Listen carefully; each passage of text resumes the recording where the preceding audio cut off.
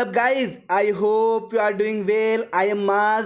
सो dear students, आज हम discuss करेंगे क्लास 12 बायोलॉजी एनसीईआरटी का चैप्टर नंबर 3 का पार्ट 4, जिसके अंदर बात करेंगे हम गैमेटोजेनेसिस के बारे में। जैसा कि इससे पहले कि हम 3 पार्ट्स में आपके ह्यूमन रिप्रोडक्टिव सिस्टम के आपका male reproductive system, male reproductive organ and female reproductive organ और ह्यूमन रिप्रोडक्शन का कुछ बेसिक्स डिस्कस कर चुके हैं। आज हम जो डिस्कस करने वाले हैं वो आपका जो हम जैसा कि गाइज हम जानते हैं कि आपका कोई भी आपका सेक्सुअल रिप्रोडक्शन करने वाला एनिमल हो या आपका कोई भी प्लांट हो सेक्सुअल रिप्रोडक्शन करने वाला, तो उसके अंदर क्या होती है, 3 स्टेजेस होती है। पहली स्टेज क्या होती है आपका प्री फर्टिलाइजेशन स्टेज, दूसरी स्टेज क्या होती है फर्टिलाइजेशन स्टेज, थर्ड स्टेज क्या होती है आपकी पोस्ट फर्टिलाइजेशन स्टेज। तो आज हम जो बात करेंगे वो प्री फर्टिलाइजेशन स्टेज के बारे में बात करेंगे। और प्री फर्टिलाइजेशन स्टेज में होता क्या है, पहले हम डिस्कस कर चुके हैं कि आपका गैमीट्स का फॉर्मेशन होता है, गैमीट्स बनते हैं, male gametes and female gametes बनते हैं और उनका ट्रांसफर होता है। ठीक है, तो हम ये डिस्कस जानेंगे कैसे गैमीट्स बनते हैं। तो जो आज हमारा पार्ट आने वाला है वो गैमीट्स कि मेल में गैमेट्स कैसे बनते हैं। ओके गाइस, इस पूरी प्रोसेस को क्या कहते हैं, गैमेटोजेनेसिस कहते हैं। तो चलिए हम स्टार्ट करते हैं गैमेटोजेनेसिस। तो आपका जैसा कि हम सब जानते हैं कि प्राइमरी सेक्स ऑर्गन आपका जो आपका टेस्टिस है वो क्या है, मेल्स का है, एंड आपका ओवरीज जो है वो आपकी फीमेल्स की हैं। और ये क्या करती है, प्रोड्यूस करती हैं गैमेट्स प्रोड्यूस करती हैं। स्पर्म आपका मेल में प्रोड्यूस होता है और ओवम कहाँ होता है, फीमेल में प्रोड्यूस होता है। तो मतलब आपका फीमेल गैमेट्स क्या है, आपका स्पर्म, फीमेल गैमेट्स क्या है ओवम है, मेल गैमेट्स क्या है स्पर्म है। ये आपका प्रोड्यूस होता है किसके द्वारा, स्पर्म प्रोड्यूस होता है टेस्टिस के द्वारा और ओवम प्रोड्यूस होता है ओवरी के द्वारा। ठीक है गाइस, और ये जो पूरी प्रोसेस होती है इस प्रोसेस क्या कहते हैं, गैमेटोजेनेसिस कहते हैं। ठीक है, अब बात करें हम अगर टेस्टिस में जो आपकी उसकी इमेच्योर जर्म सेल होती है, जैसा कि गाइस हम लोग पहले लेक्चर में डिस्कस किया था कि आपकी जो 2 टाइप्स की सेल होती हैं, जर्म सेल्स होती हैं और एक सर्टोली सेल्स होती हैं। जर्म सेल क्या करती है, स्पर्म को प्रोड्यूस करती है, और जो सर्टोली सेल्स होती हैं वो क्या करती हैं, स्पर्म के प्रोड्यूसिंग में जो आपका न्यूट्रिशन चाहिए होता है, न्यूट्रिशन प्रोवाइड करवाती हैं स्पर्म को। ओके गाइस, तो आपका तो जर्म सेल होती है, मेल जर्म सेल होती है, जिसे हम क्या कहते हैं, स्पर्मेटोगोनिया कहते हैं, प्रोड्यूस स्पर्म बाय। और जो इस प्रोसेस जो स्पर्म जो है आपका इमेच्योर जर्म सेल से जो स्पर्म प्रोड्यूस होते हैं उस पूरी प्रोसेस क्या कहते हैं, स्पर्मेटोजेनेसिस कहते हैं। ठीक, और ये कब स्टार्ट होती है, आफ्टर प्यूबर्टी स्टार्ट होती है। अब बिगिन प्यूबर्टी के स्टार्टिंग में ही स्टार्ट हो जाती है। ओके गाइस, तो हम बात करेंगे स्पर्मेटोगोनिया के बारे में। अब स्पर्मेटोगोनिया क्या है, स्पर्मेटोगोनिया कहाँ प्रेजेंट होता है, स्पर्मेटोगोनिया या इसको स्पर्मेटोगोनियम भी कहते हैं, ये कहाँ पर प्रेजेंट होता है, ये आपका inside wall of seminiferous tubules के अंदर, सेमिनिफेरस ट्यूब्यूल्स की इनसाइड वॉल पर आपका कहाँ होता है, प्रेजेंट होता है। सेमिनिफेरस ट्यूब्यूल्स क्या होते हैं, आपने टेस्टिस पहले हमने पढ़ा था। टेस्टिस का अंदर का पार्ट जो ये वाला होता है ये क्या कहलाता है, सेमिनिफेरस ट्यूब्यूल्स कहलाते हैं। हमने पढ़ा था कि बहुत सारे उसमें क्या होते हैं, छोटे छोटे चैम्बर होते हैं ना, चैम्बर रूम टाइप होते हैं, 250 215 चैम्बर्स होते हैं, तो उसी को क्या कहते हैं, सेमिनिफेरस ट्यूब्यूल्स कहते हैं। बाकी सारे पार्ट्स को हम लोग पहले डिस्कस कर चुके हैं। जिसने उन सारी वीडियो को ना देखा हो पहले उस वाली वीडियो को देख ले, इससे कि ये चीज़ें आसानी से समझ में आ जाए। तो हम बात कर रहे थे क्या कि आज आपका जो स्पर्मेटोगोनिया सेमिनिफेरस ट्यूब्यूल्स की इनसाइड वॉल पर प्रोड्यूस होता है, और ये क्या करता है, मल्टीप्लाई होता है, माइटोटिक डिवीजन इसका होता है, और जिसकी वजह से इसके नंबर्स क्या हो जाते हैं, इंक्रीज हो जाते हैं। ठीक है, और जो स्पर्मेटोगोनियम होता है ये क्या होता है, डिप्लॉयड होता है, और इसके पास कितने होते हैं, 46 क्रोमोसोम्स होते हैं। ओके गाइस, अब बात करते हैं कि आपका अब क्या होता है, बहुत सारे स्पर्मेटोगोनियम जिनको हम क्या कहते हैं, प्राइमरी स्पर्मेटोसाइट्स कहते हैं। क्या कहते हैं, प्राइमरी स्पर्मेटोसाइट्स। ये क्या करते हैं, इनकी मियोसिस होती है। जिन स्पर्मेटोगोनिया की मियोसिस होती है उन्हें क्या कहते हैं, प्राइमरी स्पर्मेटोसाइट्स कहते हैं। ठीक है, अब प्राइमरी स्पर्मेटोसाइट्स क्या हो जाएंगे, इनकी फर्स्ट म्योटिक डिवीजन कंप्लीट हो जाएगा।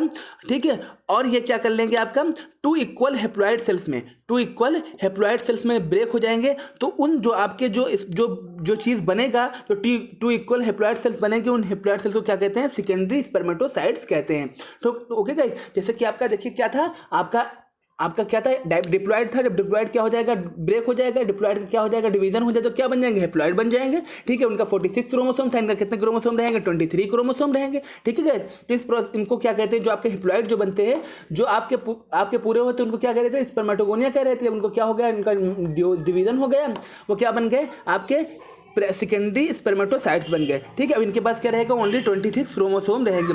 23 क्रोमोसोम क्यों होता है, क्योंकि आपका ये फीमेल में जाएगा तो 23 क्रोमोसोम उसका, 23 इसका मिलकर क्या बनाएंगे, आपका कंप्लीट एक सेल बनाएंगे, कंप्लीट एक क्या बनाएंगे, आपका जाइगोट बनाएंगे। ठीक है गाइस, चलिए आगे उस चीज़ को आगे हम डिस्कस करेंगे। ठीक, तो आपने समझ लिया कि सेकेंडरी स्पर्मेटोसाइट्स क्या होते हैं। अब ये सेकेंडरी स्पर्मेटोसाइट्स क्या होते हैं, उनका फिर से क्या होता है, मेयोटिक डिवीजन होता है, और ये क्या हो जाते हैं, 4 इक्वल में आपके क्या हो जाते हैं, मतलब चेंज हो जाते हैं, प्रोड्यूस हो जाते हैं।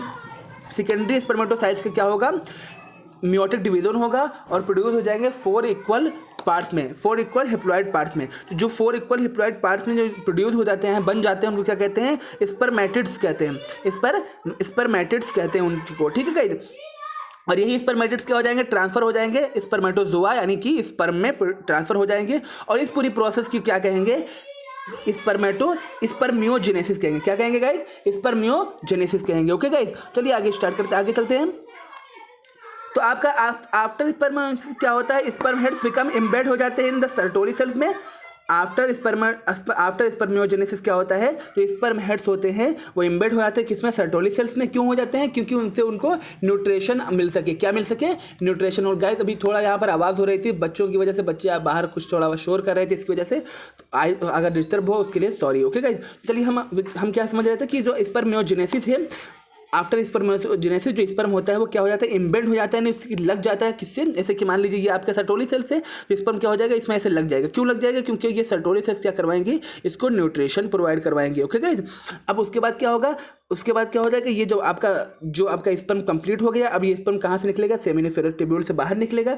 जो आपका जो रिलीज होता है सेमिनिफेरस ट्यूब्यूल से स्पर्म, इस प्रोसेस को क्या कहते हैं, स्पर्मिएशन कहते हैं। ओके गाइस, जो प्रोसेस स्पर्मेशन किसको कहते हैं, जो स्पर्म रिलीज होता है, इस प्रोसेस क्या कहते हैं, स्पर्मिएशन कहते हैं। कहाँ से रिलीज होता है, सेमिनिफेरस ट्यूब्यूल से रिलीज होता है। ओके गाइस, अब बात करते हैं स्पर्मेटोजेनेसिस कब स्टार्ट होती है। तो आफ्टर क्या होती है, स्टार्ट एज प्यूबर्टी से, यानी कि आपकी किशोरावस्था है, जैसे लगती है 12 साल के बाद, आफ्टर 12 ईयर के बाद स्टार्ट हो जाती है। क्या होती है, स्पर्मेटोजेनेसिस। ठीक है, और ये क्यों ऐसा स्टार्ट होती है, क्योंकि जब जैसे ही आपका प्यूबर्टी आती है, प्यूबर्टी के बाद आपका क्या निकलता है, एक हार्मोन सिक्रीट होता है। कौन सा हार्मोन, गोनेडोट्रोपिन रिलीजिंग हार्मोन। कौन सा हार्मोन, गोनेडोट्रोपिन रिलीजिंग हार्मोन, जिसको हम शॉर्ट में GnRH भी कहते हैं। ओके गाइस, ये क्या करता है, इंक्रीज कर देता है। जब ये GnRH का लेवल इंक्रीज होता है तो ये क्या करता है, इंटीरियर पिट्यूटरी ग्लैंड के ऊपर एक्ट करता है और स्टिमुलेट करता है। स्टिमुलेट क्या कहते हैं गाइस, स्टिमुलेट उसको कहते हैं जो किसी चीज़ को स्टार्ट कर, जैसे कि आपको भूख लगी तो आपने खाना खाया, तो भूख क्या हो गई, खाना हो गया। आपको धूप लग रही थी, आप क्या घर में आ गए,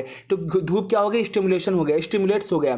ठीक है, स्टिमुलाई हो गया। आप गर्मी लग रही थी, आपने फैन ऑन कर लिया, तो गर्मी क्या हो गई, आपने मतलब जिस काम के कोई आपको चीज़ महसूस हो और उसके बदले आप क्या करें, कोई एक्शन ले, तो जिसके लिए आपने वो एक्शन लिया वो क्या क्या हो जाएगा, स्टिमुलाई हो जाएगा, स्टिमुलेट्स हो जाएगा। ओके गाइस, तो आपका जब ये इंटीरियर पिट्यूटरी ग्लैंड पे क्या करेगा, आपका एक्ट करेगा, तो और उसको क्या करेगा, स्टिमुलेट करेगा। वो क्या, किसके लिए, सिक्रिएट करने के लिए कुछ हार्मोन्स। तो वो 2 हार्मोन सिक्रिएट करेगा। कौन सा हार्मोन, फ्यूटिनाइजिंग हार्मोन कहेंगे, ल्यूटिनाइजिंग हार्मोन जिसे हम शॉर्ट में LH कहते हैं, एंड आपका फॉलिक स्टिमुलेटिंग हार्मोन, इसे हम क्या कहते हैं, FSH कहते हैं शॉर्ट में।